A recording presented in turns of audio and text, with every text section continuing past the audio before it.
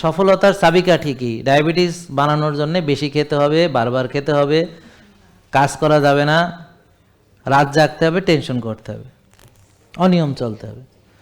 এটাই আপনি সফল হবেন। বোঝা গেল নাকি? না, সফল হবেন মানে ডায়াবেটিস বানাতে সফল হবেন, রোগ তৈরিতে সফল হবেন। আগে তো আমরা রোগ কিভাবে তৈরি হয় জানতে হবে না?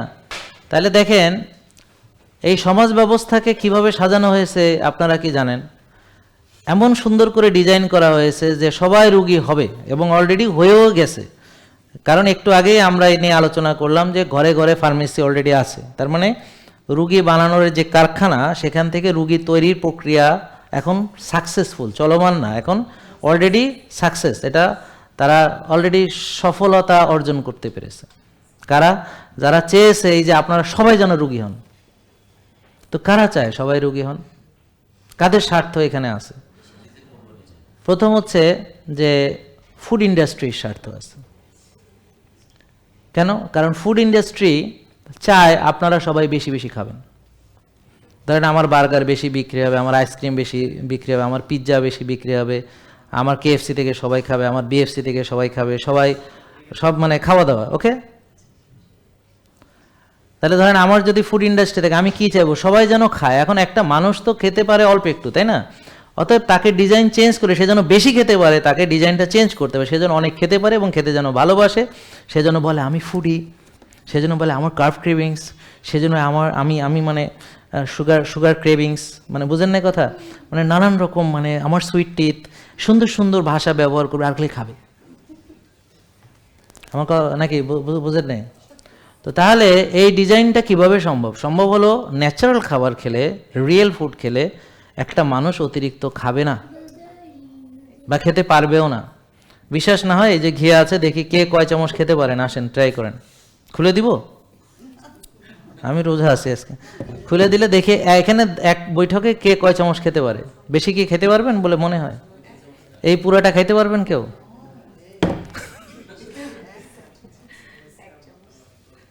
বুঝলেন না কথা? তার মানে রিয়েল ফুড চাইলেও বেশি খাওয়া যায় না। দেখে এই নারকেলের তেলটা চুমুক দিয়ে পুরো খেয়ে ফেলেন তো। আমি এইটারে তরল বানায় দিচ্ছি এখনই, একটু গরম পানিতে দিলে এটা তরল হয়ে যাবে। পারবেন? হ্যাঁ, এই যে ঢকঢক, পারবেন না? সম্ভব না। তাহলে আপনার দেখলাম যে মানুষ আসলে সত্যিকার খাবার খেলে অতিরিক্ত খাওয়াটা আসলেই সম্ভব না। যেমন বনের পশু পাখি, প্রাণী, হরিণ, বাঘ, সিংহ, কেন তারা অতিরিক্ত খাবার খায় না জানেন? কারণ তারা তাদের জন্য যেটা নির্ধারিত খাবার এর বাইরে খায় না। যেমন বাঘ এসে শাকসবজি খায় না, ও তো হরিণ শিকার করে খায়। আবার হরিণ বাঘের মাংস খায় না বা গরুর মাংস খায় না। হরিণ কি গরুর মাংস খায় নাকি? বিরিয়ানি? তো হরিণ কি খায়? হরিণ লতা পাতা, গাছ, মানে ঘাস, ওর যে খাবার সেটা খায়, যে ওর যেটা খাবার, তাই না? ওর যেটা খাবার। ওকে, ব্যাঙ তার খাবার খায়, তাই তো? আচ্ছা, তাহলে প্রাণী জগতেও কিছু প্রাণী আছে যারা বেশি খায়, জানেন আপনারা? জানেন না? আচ্ছা, আমি বলে দিই। আয়ারল্যান্ডের বন আপনি জানেন না? আপনিও জানেন না? কে জানে দেখে? ভাল্লুক। হ্যাঁ, কেন ভাল্লুক একটা পারপাজে বেশি খায়? কারণ ওই যে ওখানে ওনাদের এখন বরফ, ওখানে কোনো সূর্য দেখে না, ওরা সূর্য দেখে বছরে অল্প কয়েকদিন।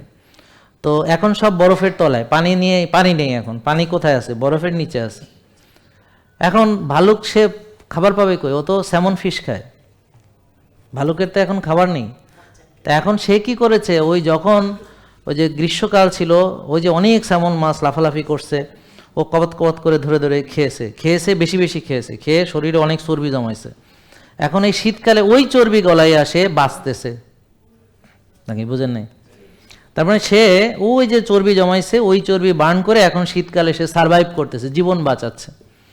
কিন্তু আপনারা তো শীতকালে আরো পিঠা টিঠা বেশি করে খান, শীতের পিঠা, রসের পিঠা, রসের অনেক কিছু, হ্যাঁ, ইত্যাদি, তাই না? তো তাইলে আপনারা তো শীতকালে না খেয়ে থাকেন না। তো মানুষ, আপনারা বিশেষ করে বা আমরা বর্তমানে, আমরা প্রতিদিন 3, 4, 6 বেলা করে খেয়েই যাচ্ছি নন স্টপ। তোমরা কেন? আমরা রোজা রাখি 1 মাস। তো রোজা রাখলে তো সেখানে তো বড় বাপের পোলায় খায় আছে, সেখানে তো পেঁয়াজও আছে, বেগুনি আছে, শাহি জিলাপি আছে, বুরিন্দা আছে, ছোলা বুট আছে, মুড়ি আছে, নাকি আরও আছেন আলুর চপ, ডিমের চপ, এভাবে বলতে থাকলে তো আমার সেশন শেষ হয়ে যাবে। ইফতারিতে আপনারা যা খান আমি তো শেষ করতে পারবো না সেটা। কয়েক গ্লাস শরবত আছে। জেকে লাইফস্টাইল লিমিটেড, ওষুধ মুক্ত সুস্থ জীবন।